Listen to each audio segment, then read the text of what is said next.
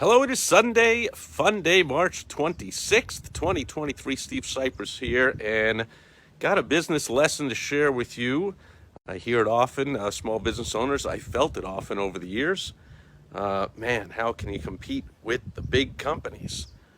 How can you compete with their big budgets and their big staff and all their systems and their purchasing power and all of their marketing and positioning? And how can you possibly compete? Well, here's one way, one big important way you can compete, and I'll tell you a story. So a couple weeks back, I shared how I had purchased a new computer, and knowing that there would be, just anticipating there would be some issues possibly with it, I said I got to do this on a weekend. And then for the past couple of weekends, I've had major projects I'm working on, so didn't want to risk the whole switching off from the laptop to the new desktop and getting that thing going and all that. Anyway, so yesterday I said, here we go. Let's unbox the new monitor, the new desktop computer with the keyboard and the mouse, and let's get that thing going and transfer everything off the laptop onto there, and let's get back to work newer and faster and better than ever. And so there I went, putting everything in place and plugging it all in, and then I realized there was a piece missing. There was an adapter missing, so that the HDMI cord from the computer could not go into the monitor. The monitor didn't have an HDMI slot, only had the display ports. So you need an adapter. I'm like, wow. So I went back, I bought this on Amazon, went back to Amazon, looked at the auction, and sure enough, it says the DP to HDMI adapter is included. So I'm like, what the heck? Let's get on the phone or get on the chat to Amazon support. And they said, oh, the thing is, we cannot ship, this might have happened to you, it's happened to me before, we cannot ship just the missing pieces.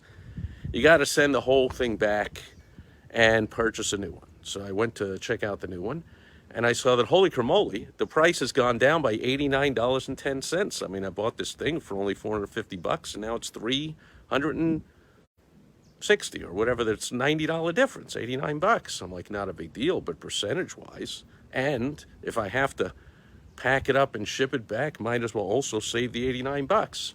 There you go. So I got the return going and made the new purchase. And then I'm packing everything up, and lo and behold, what do you know? I found the adapter. Oh, there it is. What the heck? Let's get back to Amazon. And I get back on the chat, and I say, okay, I want to cancel this return and cancel that purchase because I found the piece. And the guy goes, okay, so you want to cancel both the return and this last purchase? Yes. And I go, yes, as long as I can get the credit to my account of the $89.10 difference for the exact same item. And then he said the magic words that made me think of all, and hopefully that's you out there, small business owners who have this way over Amazon. He said, oh, let me check. I'm like, let me check? You're kidding, right? Does this mean there's a possibility that they won't do this? Sure enough, 5 or 10 minutes later, the guy comes back, Prashant, from wherever in the world he is, comes back on the chat.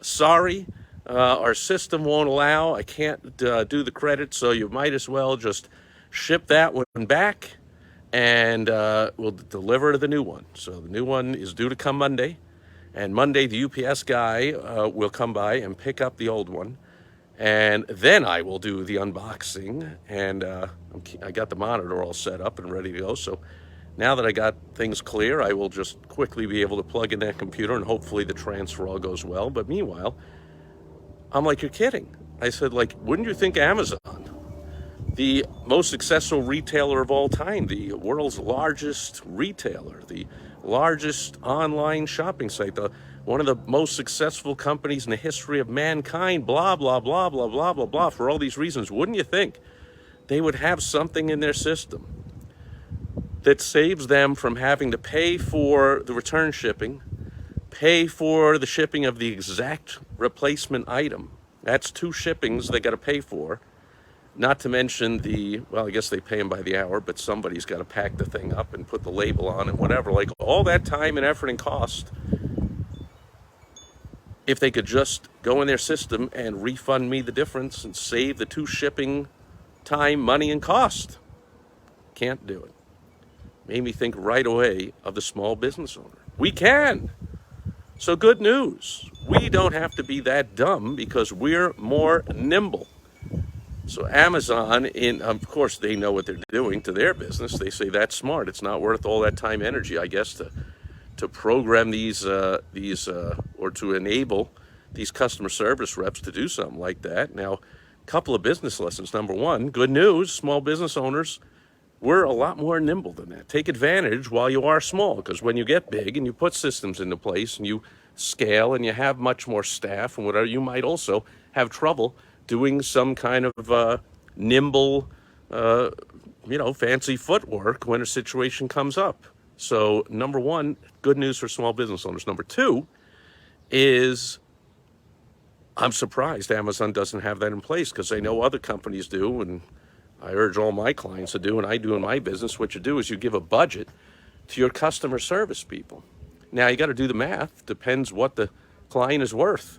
But you say you have X amount of dollars to smooth over any problem. You got $100. You got $50. Somebody's that upset, ship her a dozen roses.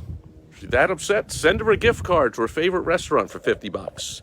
Like, take that thing back, free shipping, do this, do that. What in this case, sure, here's the 8910.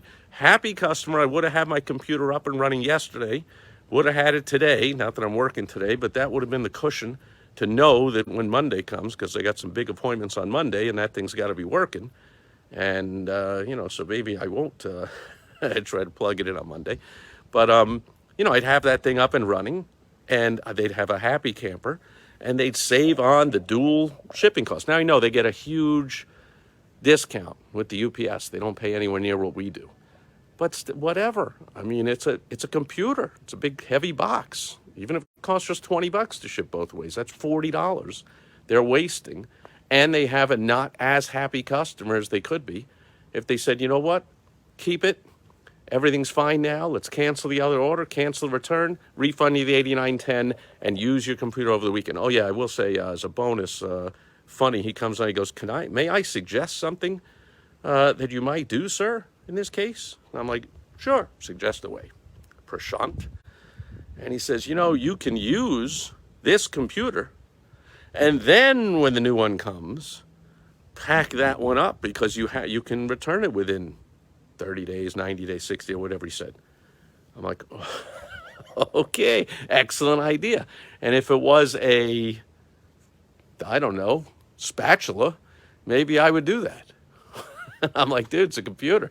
You think I'm going to spend all the time and effort to get set up with a new computer and load up whatever the software and transfer all my data and my files and do all that for one day? And then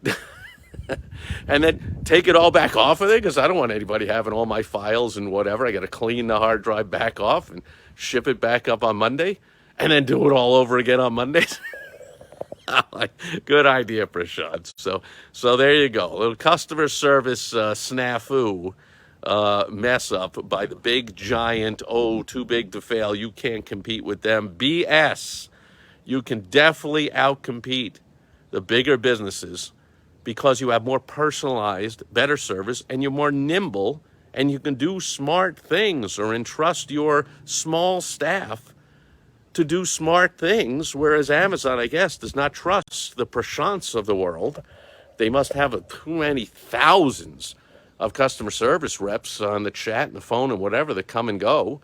So I guess they don't put in the time or the effort of training or selecting ones that can think enough out of the box to say, let me solve a problem. Maybe they did the math and they said, we'd rather pay that extra shipping, because these customer service reps will go overboard and they'll be buying flowers for everybody and doing this, and the cost will be more, and although the customers will be happier. But anyway, that's the two lessons for today, is do not be afraid of the big companies, because once you get big, and I've run some businesses that made a big difference when they grew from when they started, you will no longer be able to do things that you can when you're small.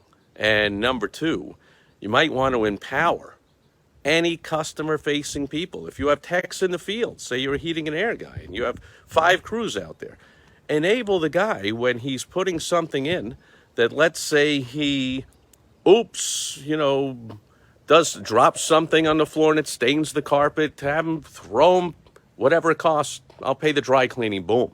Or he spilled something on the guy's, or the you know the woman's skirt, or what. I'll pay the dry clean. Boom, here's a gift certificate, $50. You know, give them a few $50 gift certificates to restaurants, a nice restaurant in town to give away, whatever. Empower your customer service reps and mindset. Do not fret that people want to do business with big businesses. They want to do business in a personal way with small businesses. For a few years, government took care of that and shut things down. You know, mom and pa hardware store, oh no, you can't operate, but Home Depot's open. Well, people don't like that. Okay, so people would rather do business with people in the community with a small business just because they would rather do that. And number two, they know they're going to get better service, so give them better service. And that's the story of today, the two business lessons. I see Toadmeister is here, and as usual, he is urging me to do a cannonball. Not yet. We don't have a heated pool, so it's not yet time to open the pool, maybe a few weeks or so, but it is about 80 degrees today. Nice little breeze up here in the mountains. I put on this sweatshirt, but this time of day actually should be taking it off and then putting it back on in a couple hours. So no cannonball today, my friend, but stick around another month or two, and it will be time for cannonballs into the pool. And hopefully it's fantastic wherever you are and wherever anybody who is watching, listening, reading this, however you're getting it. Hopefully you had a fantastic weekend. Enjoy the rest of it, and I will catch you back here again tomorrow on Direct Mail Monday. Over and out. Bye-bye.